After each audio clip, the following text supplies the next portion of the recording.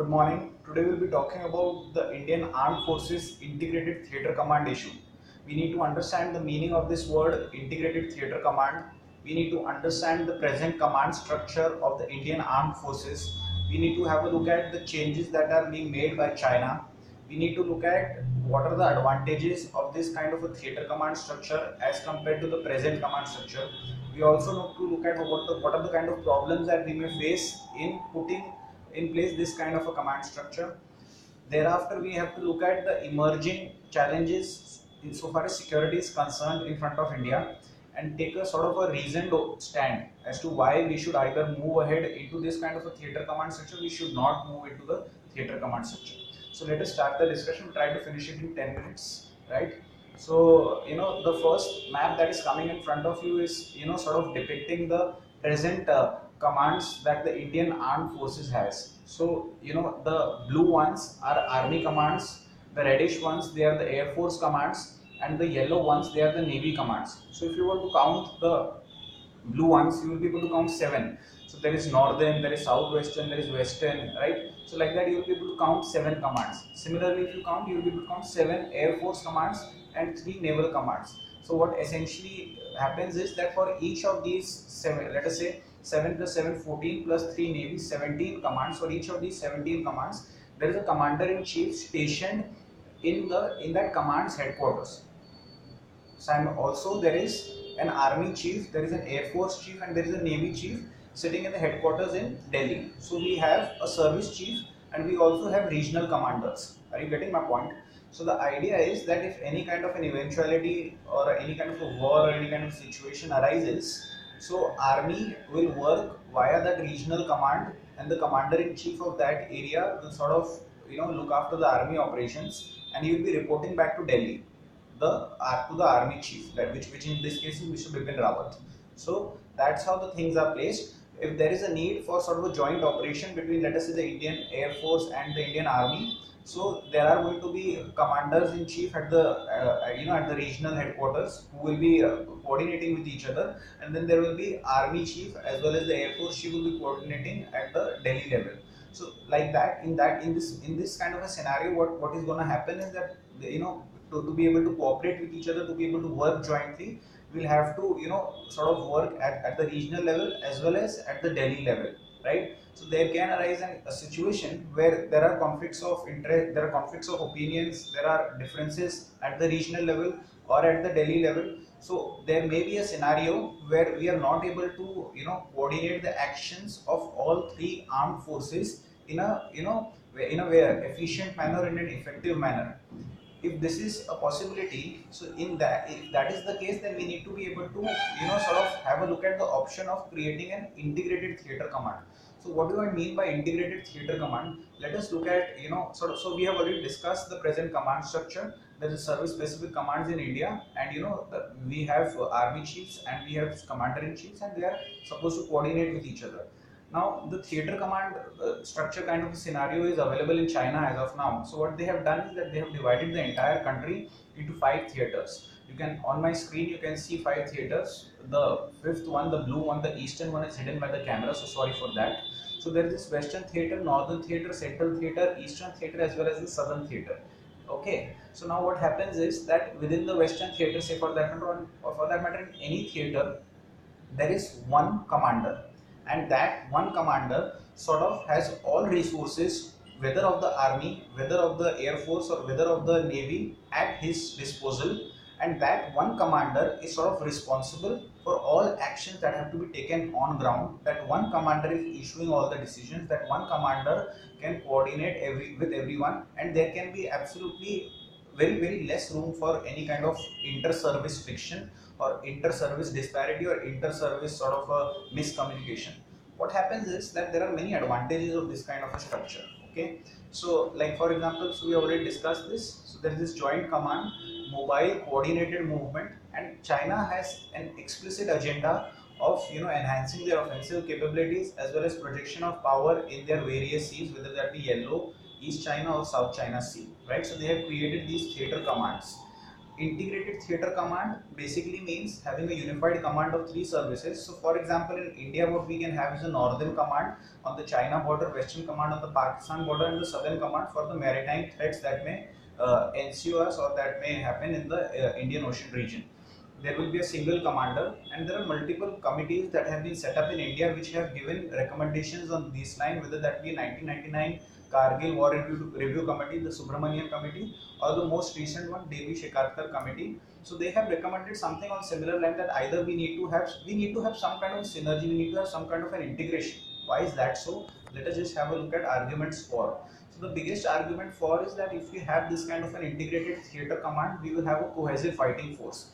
So on the western border, we will have all resources under the disposal of one commander, and that one commander will be able to make sure that हमारा जो goal है, and that goal is let us say winning any battle or containing any security threat, तो उसके लिए जो भी करना पड़े, we will be able to do that. Unity of command, quick decisions, single point control of all resources, absolutely all resources. Need of modern warfare. Now, what do I mean by this need of modern warfare? See, earlier, what used to happen was that the war used to take place on the ground, or let us say in the air, or on waters, or let us say on ground and water. Now, what is going to happen is that the war will take place simultaneously across various forums, whether it be land, air, water, cyberspace, electronic, absolutely across all these possibilities, war will happen, and it will be very fast, it will be very quick. Why? The idea is that almost all countries, they are going to try and reduce their human casualties. They are going to try and reduce the amount of time that they are going to leave to their enemy to respond. So कैसा होने वाला है कि act fast and get out. Are you getting my point? Inflict the maximum amount of damage across various fronts. Now in this scenario, we need to also be equally agile, equally mobile, and equally effective in countering the threats. And the last argument in favour of an integrated theatre command is that अभी कैसा हो सकता है कि various services के बीच में friction हो सकता है, ईगोज आ सकते हैं, डिफरेंसेस ऑफ ओपिनियंस आ सकते हैं, मिसकम्युनिकेशन हो सकता है, मैं आपकी क्यों सुनूं, आप मेरी क्यों सुने. At the end of the day even the generals are human beings, and human beings have various fallacies with in them. So if those fallacies are going to hinder armed forces ka operations, it makes more sense to have an integrated theater command, let us say on the northern border, let us say on the western border, and let us say for the maritime part of India, so that there is efficacy and there is strong possibility of taking quick and correct action. The same recommendation regarding a similar recommendation regarding an some kind of an integration, some kind of synergy has been given at various points in time. So you can see on this on this one you can see Kargil conflict के बारे में बताया गया है, Naresh Chandra task force के बारे में बताया गया है, डीबी शेकातकर के बारे में बताया गया है, इंटरनेशनल एग्जांपल बताया गया है. Now when you're talking about UPSC, you have to be able to not just give your opinions, you have to be able to support your opinions. So if you can cite these sort of reports or these sort of developments to support your stand, let us say in favor of having some sort of an energy and some sort of an integrated theater command, this will be of really great help to you to make sure that you are noting it down. Let us look at some arguments against. Now the chief argument against is that see what happens is that, as I said, there are seven units of the army, right? And each of those 7 units has a commander in chief. तो let us say कि मेरे area के अंदर कुछ attack हो गया, तो और उस एरिया का कमांडर इन चीफ आर्मी का मैं हूँ, तो उस ग्राउंड लेवल के ऊपर जो भी एग्जीक्यूशन हो रहा है उसकी जिम्मेदारी मेरी है. But at the same time there is army chief who have to coordinate with. अब हम उससे फोन पे बात करने लग रहे हैं, ठीक है. अब फोन पे बात करने के अंदर there can be differences as to how to handle the emerging situation. My chief में से something and my ground reading में be something else. In this present scenario, if we were to add one more layer on top of all the three chiefs, which is the let us say the theater commander, right? So how will we coordinate? Like there will be commander in chief, there will be theater commander, there will be the various sort of army chief and navy chief and air force chief. So how are we going to command? Are we just adding one layer of authority over another layer of authority? In this kind of scenario, there can be a serious problem of chaos. So the idea is that the chain of command needs to be really rationalized and really streamlined. Until we do that, this kind of reintegration or this kind of a rejigging may not really help. It may do more harm than good. That is one of the chief arguments against. Second argument is given by the Air Force, which says that India is not such a huge country that we need various theaters, especially us, the Air Force. we can move our resources from one region to another region pretty quickly. And second of all, we don't have those kinds of squadrons, or we don't have those kinds of fighter jets, or so many numbers of fighter jets, or so many squadrons available with us live on ground, that we can distribute them across various theaters. So air force का जो constraint है, that is more of sort of resource constraint than anything else. So far as Navy is concerned, Navy say that the present structure suits us very well. We have over 3 commands, right? And we have to coordinate with Delhi, and we are pretty set. So we don't really see any need for any rejigging of any sort, right? And the fourth point that is made is that you first need to have a look at the efficacy of the present integrated commands, see what good or bad they are doing, and if they are doing a lot of good over bad, then probably we can discuss it further. So we need more of an objective analysis of the present structure. So we will look at the present structure in a moment. Let us say that if we were to implement the theater command, we cannot implement theater command getting up tomorrow. It has to be done in a phased manner. So what the first phase that has to be taken care of is the area of responsibility, which needs redefinition, in the sense that this AOR of Army, of Navy, and of Air Force need to be defined in such a manner that there is a great deal of convergence and there is a great deal of correlation as per the relative strengths. So that is the first thing that needs to be done at various regional levels. That is an exercise that should be first started. Second thing that sort of need to take place is that headquarters need to be co-located. Like for example, in South, the army headquarters is based in, let us say, the southern headquarters of the army is based in Pune.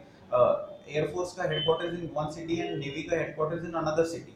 So what we secondly need to do is that we need to make sure that all our bases are co-located. Now, even if that can happen, that is also a question mark. Do we want to do that? Do we want to put all eggs in the same basket?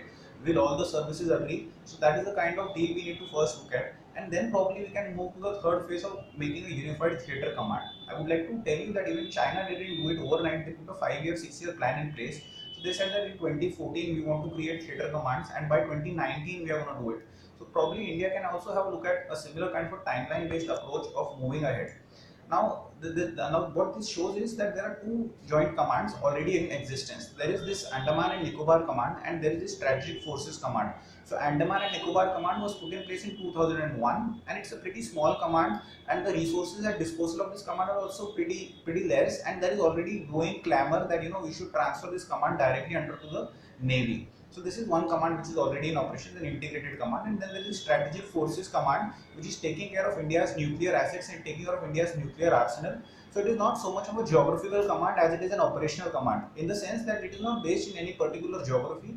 It is more of an operational command, in the sense that their objective is to secure India's nuclear arsenals and assets, and it is a pretty mobile force. It's moving around as per our needs, as per our demands, right? So on similar lines of the Strategic Forces command, we can look at the possibility of creating some kind of an aerospace command or some kind of a cyber command. See, because what is happening is that a lot of our assets are in the space, a lot of our satellites are in the space, and China has moved ahead pretty rapidly to sort of put in place this kind of a sort of a force which will sort of secure its assets in the space, as well as consider the possibility of harming the assets of its adversaries in the space. क्योंकि किसी कैसे भी कमजोर कर दे, enemy को कमजोर करना होता है, तो स्पेस के अंदर भी कमजोर कर देंगे तो उसका सारा इम्पैक्ट सब जगह होगा कि हमारी कम्युनिकेशन को एक खतरा पहुंच जाएगा. तो हमारे को वैसे भी एक एरोस्पेस कमांड के बारे में सोचने की जरूरत है. उसके अलावा countries are also coming up with cyber command, because cyber warfare is not going to be restricted to any particular area as such. Cyber attack can happen on our military installations, it can happen on our civilian installations, it can happen on our electricity grids, it can happen on our water supplies, it can happen on absolutely any front. So what we need is a cyber command, right? To protect all armed forces assets, to protect all public assets, to protect all critical infrastructure, private or public.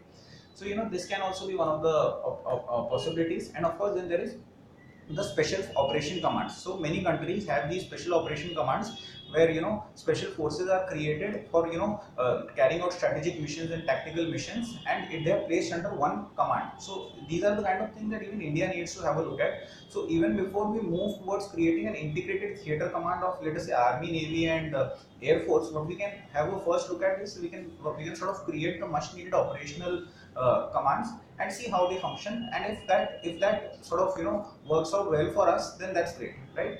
The last thing that I want to show to you is that this idea of creating theater command, it is a part of a much larger rejig and reform that is taking place. We need to put in place a national security strategy which is still a work in progress. CDS हो या फिर एक theatre commander हो, बात almost similar type की हो जाती है, तो we need to move on that, we are not moving yet on that. Integration of armed forces is a sort of work in progress. Defense planning to harmonize budgets, spending and priorities, that is also a work in progress, it is happening. And we need to reduce wastage and redeployment of personnel को उस हिसाब से ध्यान से रखना है. तो ये सारे के सारे मिलिट्री रिफॉर्म्स हमारे को साथ में देखने हैं और किसी भी इशू को कंप्लीट तरीके से हाईलाइट करना है, आधे अधूरे ढंग से हाईलाइट नहीं करना है. तो अगर आपके ऊपर सामने यूपीएससी का सवाल आता है तो आपको ये जो लास्ट स्लाइड है इसके अंदर आपको काफी मदद मिलेगी. In conclusion, what you can say is, and conclusion is always very important for all your answers, you need to avoid duplication, you need to optimize resource utilization, you need to ensure that there is great synergy, there is timely and mature decision, there is flexibility to tackle emerging situations, there is flawless execution, and the most important thing is that at the end of the day our operations and our missions should become successful. Sorry for the background noise. इसको पूरा देख लीजिए, ये चीज note के अंदर से बना है, that will be available on our blog. If you like our videos, share it and subscribe to it. If you don't like it, watch other videos and make an informed decision and subscribe again. Thank you so much. Have a great day.